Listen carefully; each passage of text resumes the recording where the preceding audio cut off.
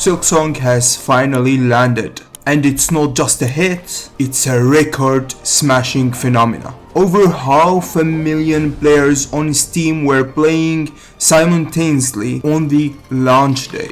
That dwarfs many AAA debuts. Let's break down why cheaper, smaller games like Silksong could outperform the bigger budget blockbusters.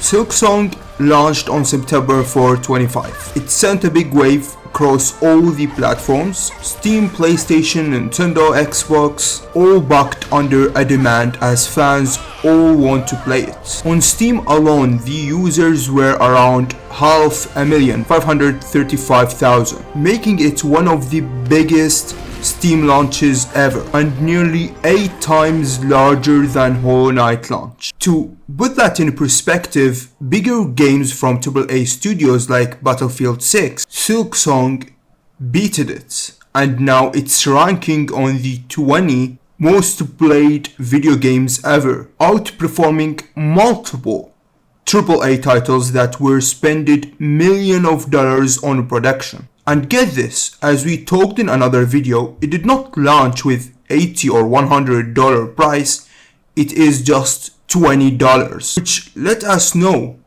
is the budget being spent from AAA titles is just because they suck with their pipeline, which you can check in my video.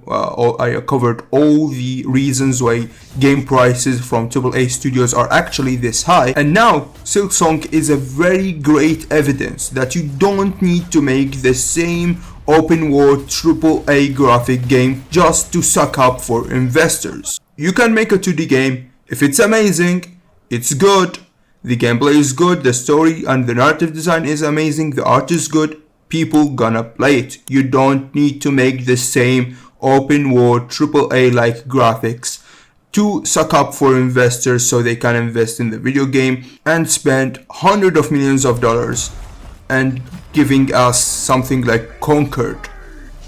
Like, what the fuck is going on? And it's not just numbers, it's about quality. Silksong preserved the artful design and tight mechanics fans loved, but with even more depth. Over 200 new enemies, 40 bosses and around 100 benches to explore, expanding the experience while staying focused, which is a great example to having a nice sequel. If you listen to that, Ubisoft, this is how you make a sequel for a game, not just putting an empty open world and call it another name with the same fucking mechanics as 10 years ago. Actually, 10 years ago was better. It's you taking the concept, the way the art looks, the gameplay, expanding it and make it actually a bit better without trying to be I am too creative and go do stuff that actually player will not enjoy. So you try to expand the stuff that players actually enjoy, see the feedback, fix the issues, and this is how you make a very nice sequel. It's an amazing case studies for all games that want to make a sequel for their game. Gamers who didn't just show up, they stayed, and the reviews are buzzing. Its Steam rating is very positive with over 31,900 reviews and 90% positive rate. And we know the most of the negative rate's gonna be, oh, the game is hard, yet it's a Souls-like game, just like all these Souls-like games get this criticism, which is very weird. But again, there's very little games that got like 100 positive rate, so yeah. No needless filter, no microtransaction, just excellence. And listen guys, you AAA companies, it's not an open world game.